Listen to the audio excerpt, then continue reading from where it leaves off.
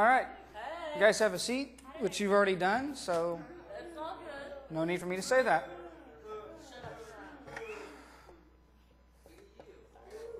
Hi. Oh my God, you're on the TV.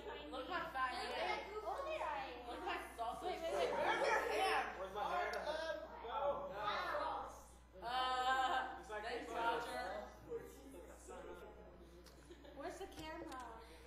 Never know.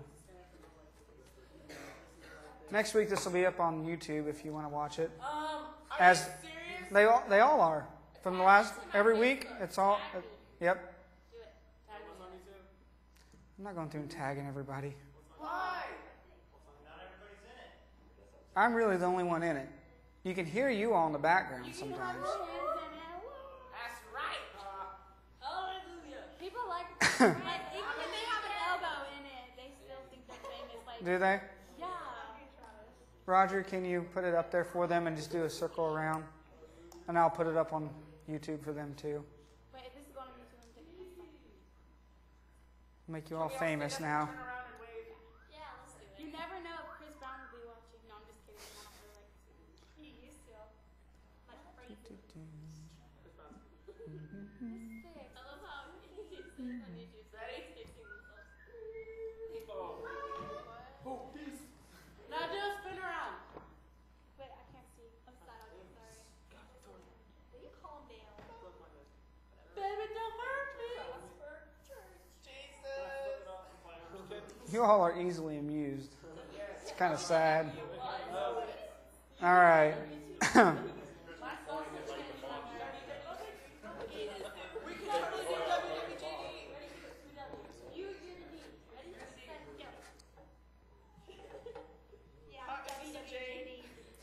All right. Well, tonight we have 5 people so far that have not been here before. So thank you for coming. And this is what we call intersections. So each week that you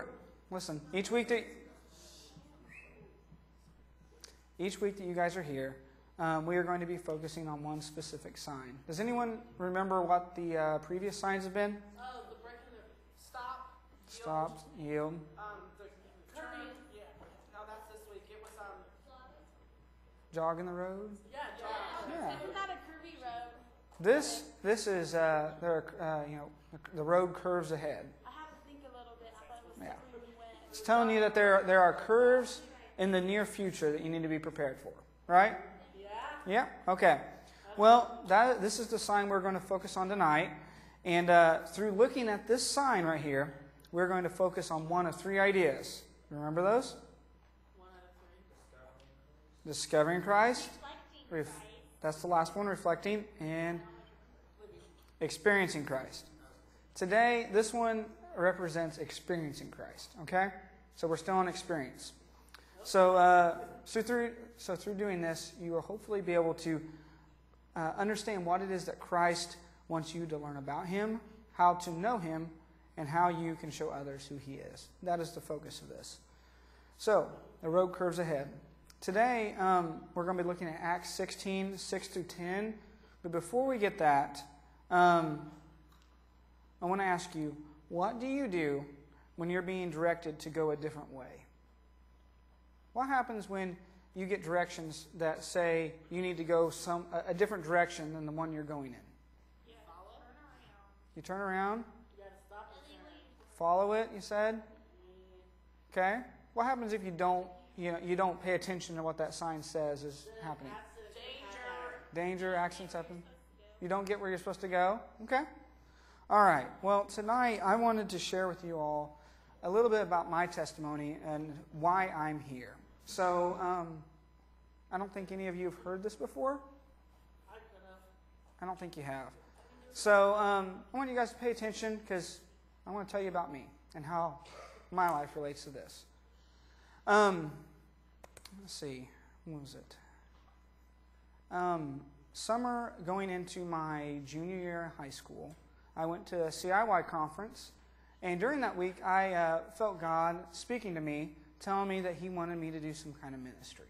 And I said, okay, I'll do it. scared to death of it, but okay, you say it, I'll do it. So I made that decision in front of my youth group, and school started a month or so later, and that year I was starting in automotive vocational. You all know what the vocational courses are. Yeah. Well, I took automotive because I like working on cars and trucks and that sort of thing. 2 weeks into that, I decided, I don't think I want to do what God wants me to do. I would much rather work on cars the rest of my life, and that's just what I'm going to do. So I started looking at the different schools. One of them was the University of Northwestern Ohio in Lima, which isn't too far from here. I knew people that went there, and I went to visit the school and was checking that out. And so that whole year, I started drifting from God. I saw what I wanted, and I started to go after that. And through doing that, the rest of my life kind of crumbled as well, I guess. I got farther away from God. Some of my choices weren't the best.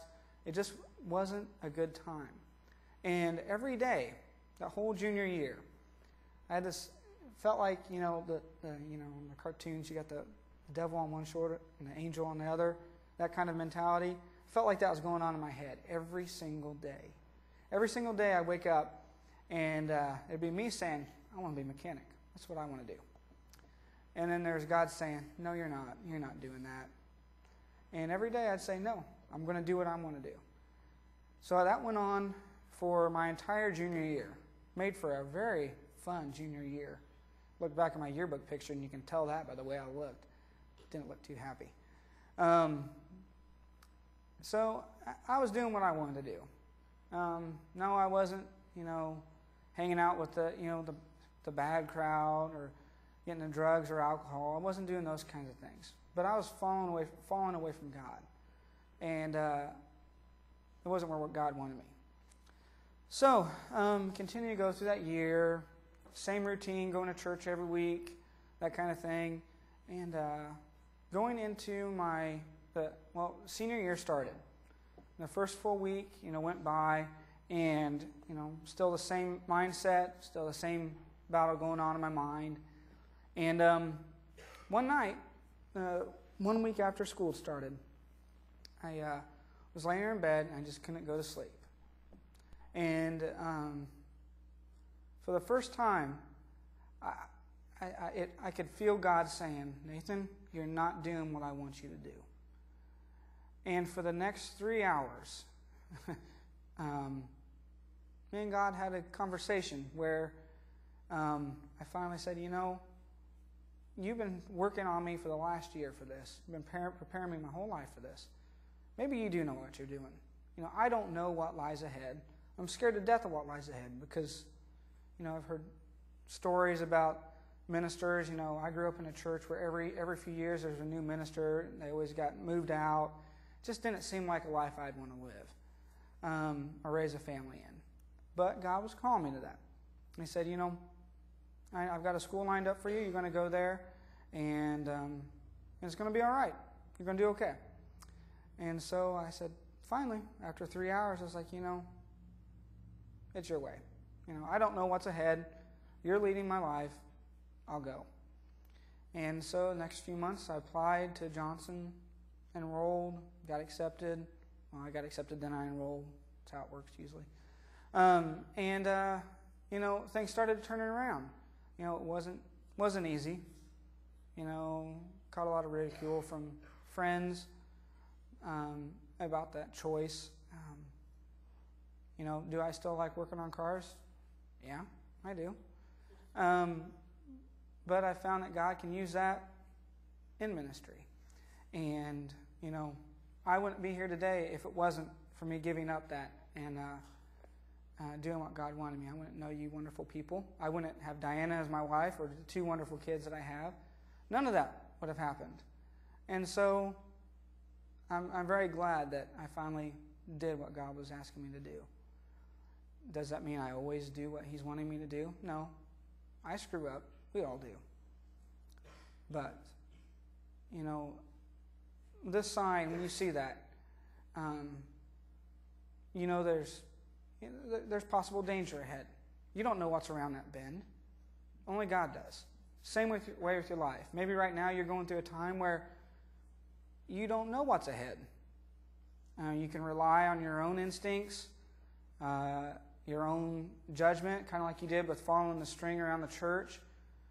And it might end up in the right place, and you might not. But with God, you will always end up in the right place in His will. So, we're going to go jump to Acts 16 now, 6 through 10. And I think that'll be up in the slides as well. All right, there it is. Can you all read that? All right. Paul and his companions traveled throughout the region of, say that word, Phrygia and Galatia, having been kept by the Holy Spirit from preaching the word in the province of Asia. When they came to the border of Mysia, they tried to enter Bithynia, but the Spirit of Jesus would not allow them to. So they passed by Mysia and went down to Troas. During the night, Paul had a vision of a man of Macedonia standing and begging him, "Come over to Macedonia and help us."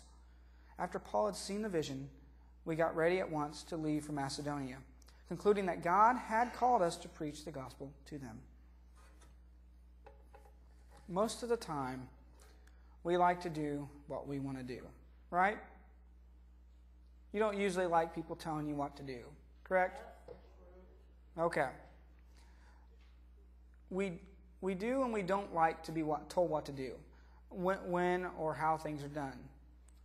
Let me say that again because I messed that up.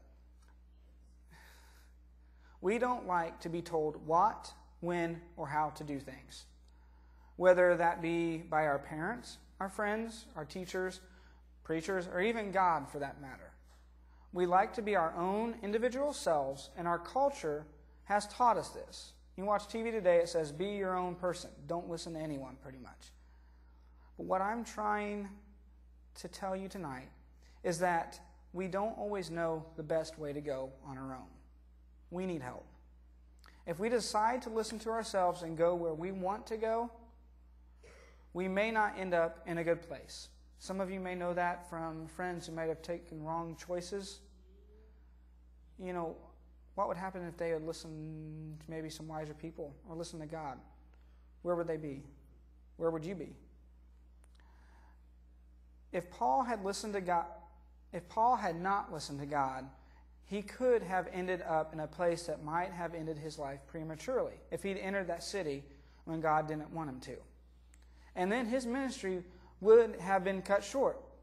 And, you know, if I had not listened to God, I would have ended up in a place where God didn't want me to go. My life would look completely different than it does now. We have to trust God because He does know best. He knows that if you take this road, you know, with your girlfriend or your boyfriend, you will end up in a place He doesn't want you. He knows that if you take that drink or smoke that joint, you will end up in a place farther away from Him than you intended. He knows that through Him and only Him can you become the person He has created you to be. The road of life does have bends and curves in it.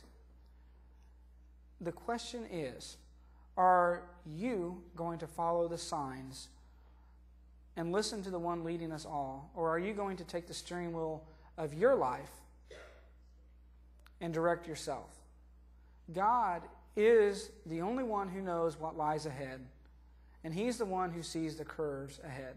So will you listen to Him? That is my question. Will you listen to Him?